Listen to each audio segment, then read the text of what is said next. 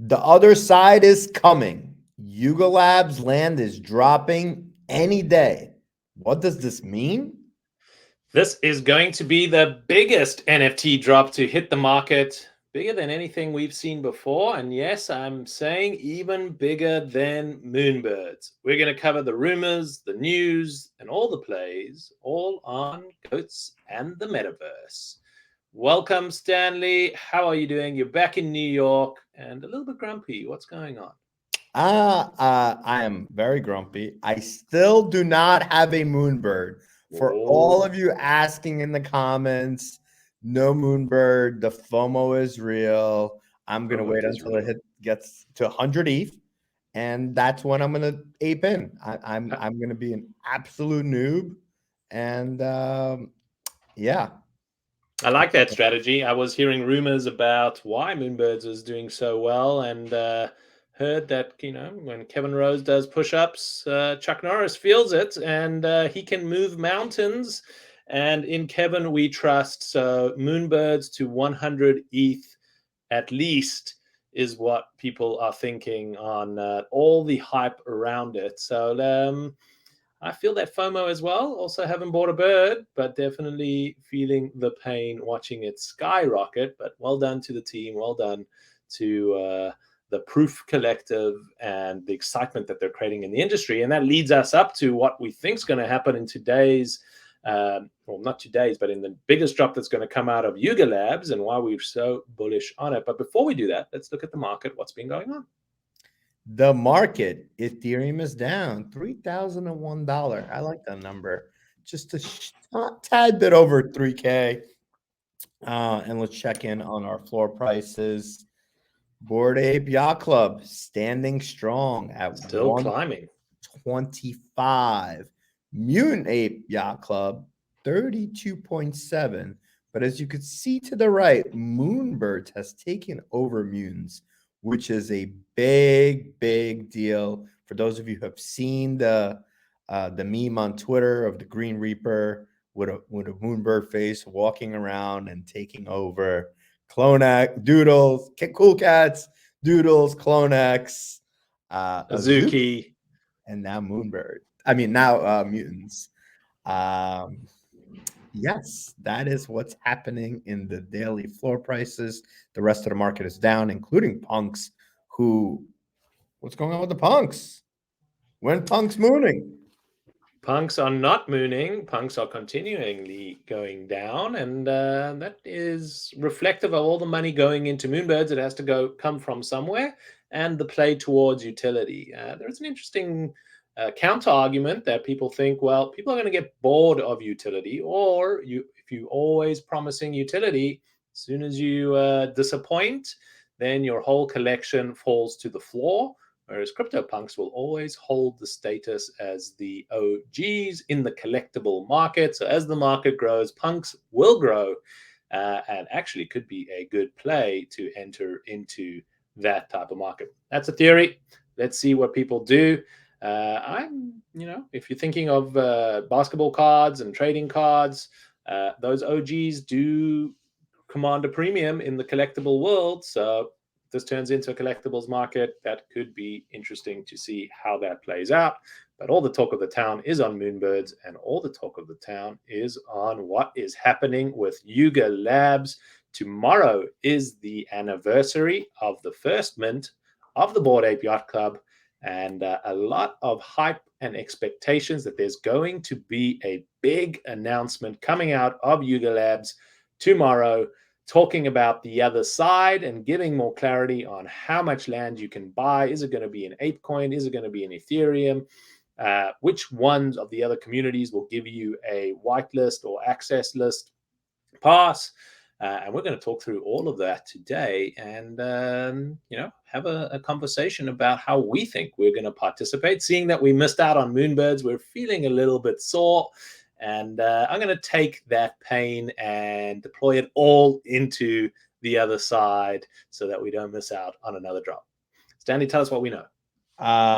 We know hashtag not financial advice. Do your own research, sell everything, and put it all into land. What do we know? We know that 5% of land parcel holders will be delivered a coda, which is a 10K PFP project from Yuga that is not related to Bored Ape Yacht Club. That I think is going to be very, very interesting. Why? Because the only way you could actually get it is by owning land. And I think the more interesting part about it is I'm going to predict that they're going to go head to head with Moonbirds. Everybody that missed out are going to go ahead and chase codas. And I think the other side is, well, is there enough money in the market that could sustain both of them? Which could be the first big road bump for Moonbirds. And I believe a few days ago there was a tweet from one of the founders of Bored Ape who said we don't pay celebrities to buy our product to endorse our products, when Jimmy Fallon came out and said he has 2 Moonbirds which they gifted to him. So there's definitely a little competition there. This is the first time that Yuga has felt a little pressure and a little heat, which to me means they're going to come out all guns blazing, and they're going to pipe this thing up. What do you think, Yossi? Yeah, I think that is true. They're going to come out guns blazing, and Yuga knows the game of hype. They know how to tease out the information that gets the market excited. So it'll be interesting to see how they do that and whether it'll even come out tomorrow, even and what they're going to say. I do. A couple of factors that we know there is, or at least the rumors are. One, we don't know if it's going to be priced in Apecoin, but I would expect there is some kind of discount for using your Apecoin to buy into land. The pairing of the land and the 5% coda drops was very clever from the Yuga world. That gives people this kind of speculation games that they may win something, and that thing could be extremely valuable, because land in and of itself is, let's be honest, pretty boring. And we've seen land sales on other metaverses. So what makes this difference is the potential to get that. Other things that we know is that there is 2 types of land areas that you'll be able to buy into, the kind of like inner ring and outer ring. And depending potentially on which communities you hold an NFT in, you will be able to get an access pass to purchase land within the inner ring or the outer ring. If you hold a Bored Ape Yacht Club or a Mutant Ape Yacht Club, the theory is, or at least the speculation is, that you'll be able to get access to the inner ring, whereas if you hold a punk, a meebit, a cool cat, a noun, a world of woman, or a toad, you'll be auto whitelisted, but that will be for the outer ring. We still don't know the price and what's it going to be, and none of that information is clear. But a couple of things to consider. Well, one, do you buy any Apecoin ahead of the announcement? If there is a discount for land, should you be buying right now? Price is at $14. It's already had a rally.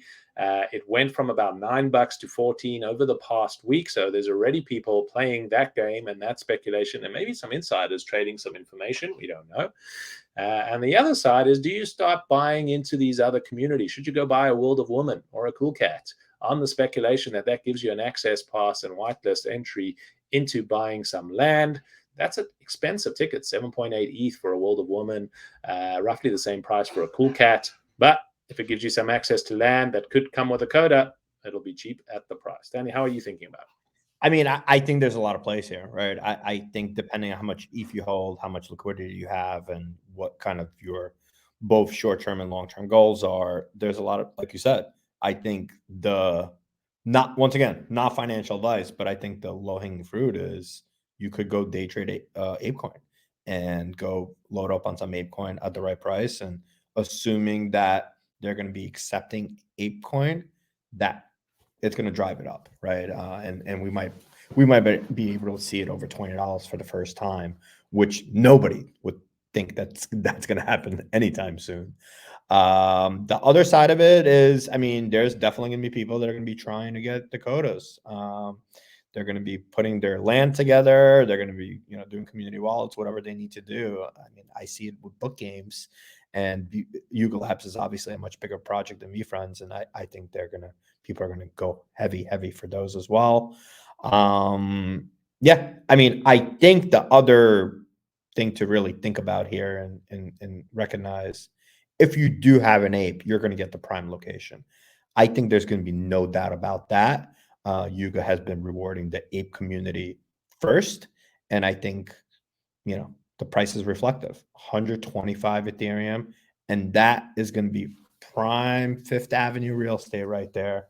And you know, here you go. Another reward to the ape holders who are holding. I think this is public information. I'm not sure anymore, but Guy Siri did say somewhere that we want ape holders to continue to hold their apes, and we're going to continue to reward them, and we're going to see that right here. As we should. So if you don't hold an ape or a mutant, and you know, I feel bad for the Kennel Club because they seem to be neglected as the pets of the Yuga world. But nonetheless, if you don't hold an ape or a Kennel Club or a mutant, but you want to participate in the land sale, depending on how much ETH you have, obviously there's different strategies. The way I think about it is, if it is priced at 1 ETH, whether that's in Apecoin or in ETH, and 5% gives you a coda, I would think like buying 20 parcels, that's 20 ETH, it's not a small expense, gives you a 5% chance. So you should theoretically, if the stats are in your favor, at least get one coda. If you think that coda is going to be trading at a comparative to a Moonbird or a Mutant Ape, that should be able to climb to about a 30 ETH price. You're still 10 ETH up on your 20 ETH investment. And obviously there is the land itself that may have some value and may appreciate itself, or at least hold its value when you offload it. So I think that's a pretty comfortable play that I would make. Buying 20 parcels to trade into a coda.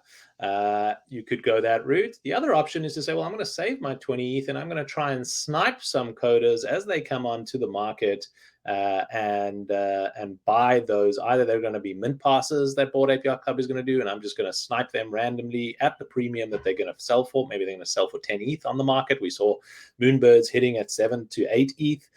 So maybe the first flippers are going to be selling at roughly that price. So you could buy 2 to 3 codas at the same price. You're taking 20 ETH, you could buy 3 codas if they're minted at that on the secondary, or maybe they're coming in at 10 ETH and you could buy 2 at that price. And still, if you think they're going to go to a 30 ETH price point, you've now made 60 ETH on your 20 ETH purchase. So those are kind of 2 ways that I'm framing it. Do I go all in on land to get the 5% chance, or am I sniping on secondary with the same number, and which one is going to pay out the better return? I'm going to build a little spreadsheet and see what the numbers say, and out of that speculation type game. But I'm going to be waiting this time because I think it's going to do well. Stanley, what are your thoughts? I mean, can't lose, right? Number only go up. Based on what you're saying, unless it's going to be more than 1 Ethereum.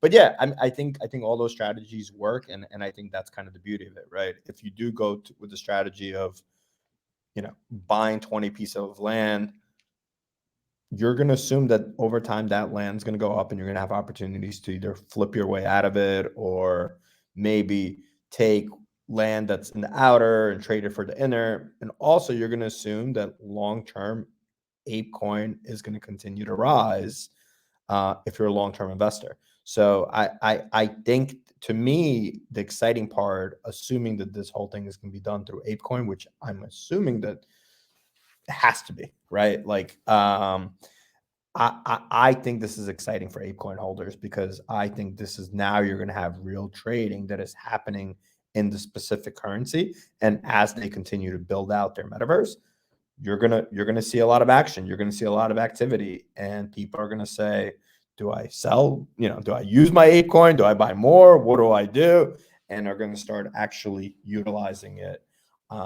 So for all those people that kind of bought in when it first came out at $8-9, whatever it came out to be, they're gonna see some nice returns on their investment, at least on paper. Well, you heard it all here, and that's how we're thinking about the Otherside drop. We'll know hopefully more tomorrow if the rumors are true that they'll make an announcement on their anniversary date.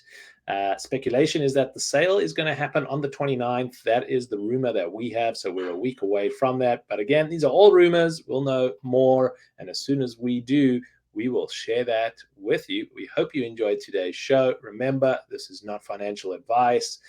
This is us just talking through what we're doing in this crazy market as we are investing and buying and playing and speculating on JPEGs, what we're doing in this crazy internet world. We hope you enjoyed the journey with us. Stay tuned. Remember to smash that subscribe button so that you can win the contents of the Goat Vault, and have a wonderful day. And you never know. Next time you check us out, I might have a Moonbird. I think there's a good chance. Ciao.